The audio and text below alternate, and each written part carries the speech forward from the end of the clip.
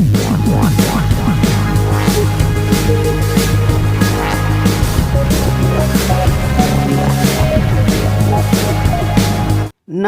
विद्यार्थी मित्रांनो, स्वागत आहे तुमचं आपलं पुन्हा एकदा क्रिएटिव्ह मराठी या आपल्या लाडक्या यूट्यूब चॅनलमध्ये। तर पहा विद्यार्थी मित्रांनो, लवकरच 10वीची बोर्ड परीक्षा लवकरच सुरुवात होणार आहे आणि त्याच्यासाठी आपण प्रिपरेशन घेत आहोत। म्हणजे वेगवेगळ्या प्रश्नपत्रिका असतील त्याचा आढावा घेत आहोत। त्याचबरोबर प्रश्नपत्रिकेमध्ये काय महत्त्वाचं असणार आहे, त्याचबरोबर अभ्यास कसा करायचा, कोणत्या प्रश्नाला किती गुण असणार आहेत, हे संपूर्ण आपण रेग्युलर आढावा घेत आहोत। आणि हेच व्हिडिओ पाहण्यासाठी आपल्या लाडक्या क्रिएटिव्ह मराठी या यूट्यूब चॅनलला सबस्क्राईब करून बाजूचे बेल आयकॉन देखील ऑलवरती सेट करून ठेवा, कारण जेव्हा पण मी नवीन व्हिडिओ अपलोड करेल त्याची नोटिफिकेशन सर्वात अगोदर तुम्हाला येईल आणि तो व्हिडिओ तुम्ही पाहू शकता। तर पहा लाडक्या विद्यार्थी मित्रांनो, इयत्ता 10वीची बोर्ड परीक्षा लवकरच सुरुवात होणार आहे। तुम्ही जर 10वीचे विद्यार्थी असाल तर नक्कीच आपल्या चॅनलला सबस्क्राईब करून ठेवा अशाच महत्त्वाच्या व्हिडिओसाठी। तर चला कोणताही वेळ वाया न घालवता आजच्या व्हिडिओला या ठिकाणी आपण सुरुवात करत आहोत।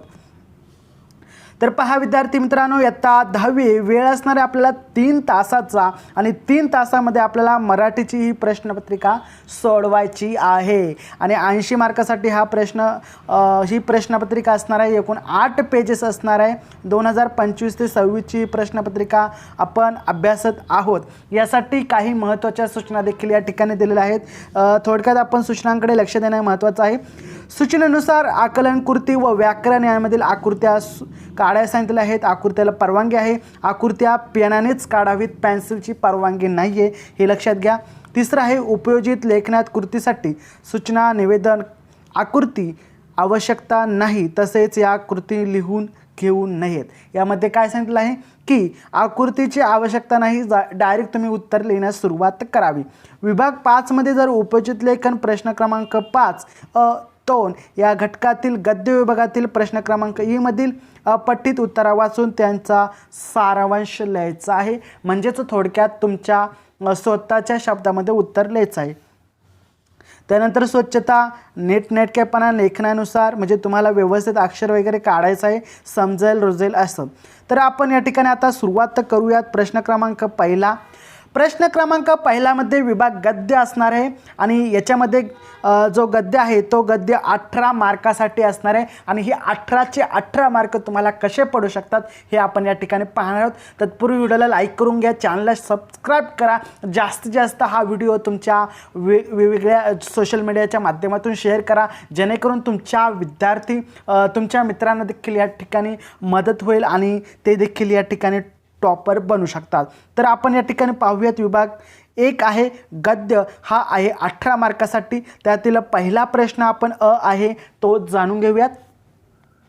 खालील उत्तरा वाचून दिलेल्या सूचनेनुसार कृती करा। आता हा जो प्रश्न आहे तो प्रश्न आहे 7 मार्कासाठी, 7 गुणांसाठी।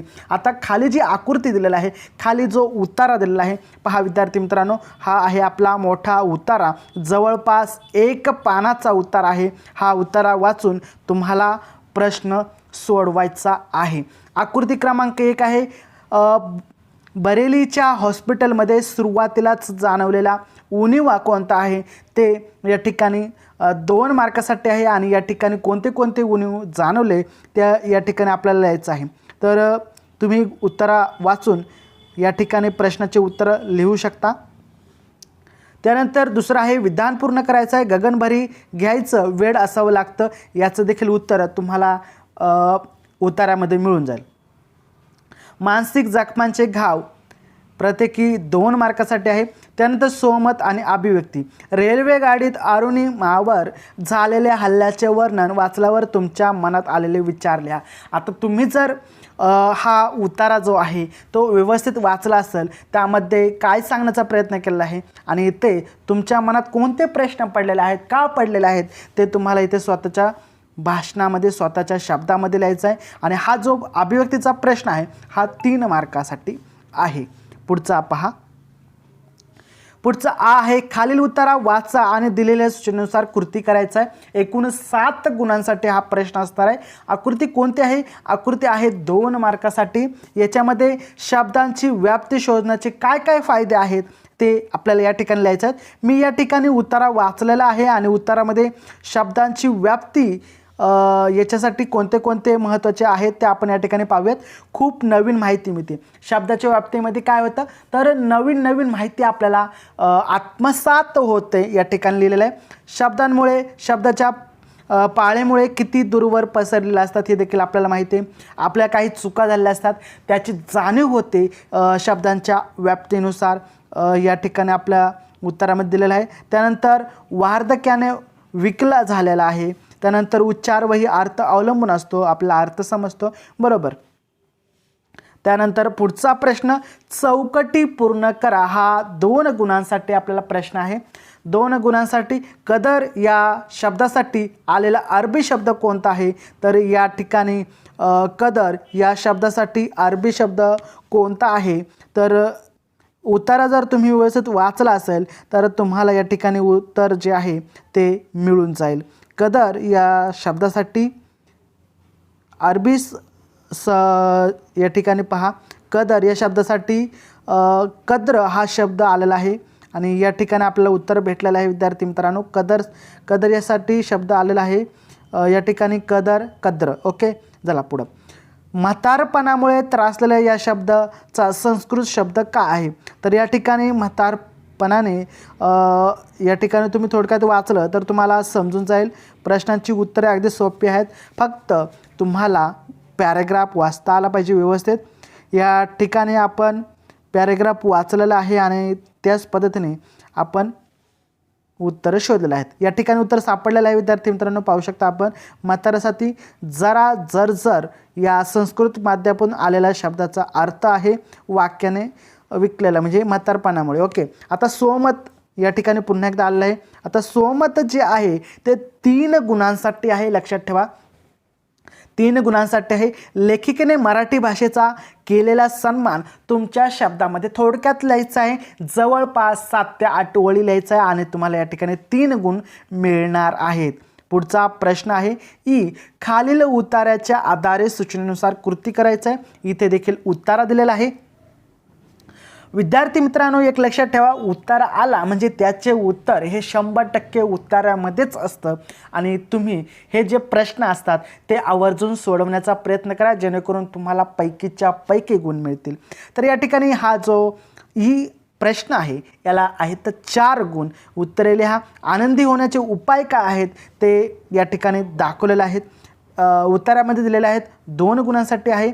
जीवनात चालू असलेल्या प्रत्येकाचा प्रयत्न लिहा असं या ठिकाणी दिलेलं आहे। त्यानंतर विद्यार्थी मित्रांनो पुढचा आकृती बंद पूर्ण करा। विवेकानंदांच्या मते आनंदी होण्यासाठी आवश्यक 2 गोष्टी कोणत्या आहेत तर उत्तरामध्ये दिलेल्या आहेत। व्यवस्थित उत्तर वाचायचं आहे, त्यामध्ये उत्तर आहे आणि जरी उत्तरे पाहिजे असतील तर कॉमेंटमध्ये सांगा, मी तुम्हाला उत्तर देखील सांगणार आहे। हा आहे 2 गुणांसाठी। त्यानंतर विभाग 2 आहे पद्यामध्ये आहे 16 मार्कासाठी आणि याच्या आधीचा आपण जो प्रश्न अभ्यासला त्याच्यामध्ये 100% तुम्हाला पैकीच्या पैकी गुण मिळणार आहे। फक्त तुम्हाला उत्तर जो आहे तो काळजीपूर्वक वाचायचा आहे आणि उत्तर सोडवायचं आहे। तर प्रश्न क्रमांक 2 आहे खालील कवितेच्या आधारे सूचनेनुसार कृती करा। कविता वाचायची आहे, पहा। शब्दजाल पूर्ण करा। भातुकली खेळताना मुलगी ह्या 2 गोष्टी करते। कोणत्या गोष्टी करते तर आपल्याला कविता वाचायची आहे आणि हा 2 मार्काचा प्रश्न सोडवायचा आहे। पहा या ठिकाणी आपलं उत्तर मिळून जाईल। तुम्ही व्यवस्थित कविता वाचा आणि उत्तर सोडवा। त्यानंतर पुढचा जर प्रश्न पाहायला गेला तर दुसरा आहे मुलीचा आत्मविश्वास व्यक्त करणाऱ्या कवितेच्या ओळी आहेत त्याच इथे लिहायच्या आहेत। कोणत्या कोणत्या ओळीने आत्मविश्वास वाढतो ते या ठिकाणी लिहायचं आहे। हा 2 गुणांसाठी प्रश्न होता, जाणून घ्या। त्यानंतर ओळीचा सरळ अर्थ काय आहे। हळूहळू शिकेल तोही आपलं कसब दाखवतानाचं घर सांभाळणं। 2 गुणांसाठी हा प्रश्न आहे आणि ओळीमध्ये काय सांगण्याचा प्रयत्न केला आहे तुम्हाला कविता समजली असेल तर तुम्ही या ठिकाणी अगदी सहज आणि सोप्या पद्धतीने हा प्रश्न सोडू शकता आणि 2 गुण आहेत ते पळून नेऊ शकता। पहा पुढे काव्य सौंदर्य आहे। काव्य सौंदर्य बऱ्याच जणांना विद्यार्थ्यांना माहीत नसतं काय असतं काव्य सौंदर्य। तर पहा मी थोडक्यात सांगतो, काव्य सौंदर्य म्हणजे जे काही या प्रश्नामध्ये सांगितलं आहे ते स्वतःच्या भाषेमध्ये स्वतःच्या शब्दामध्ये या ठिकाणी स्पष्टीकरण लिहायचं असतं.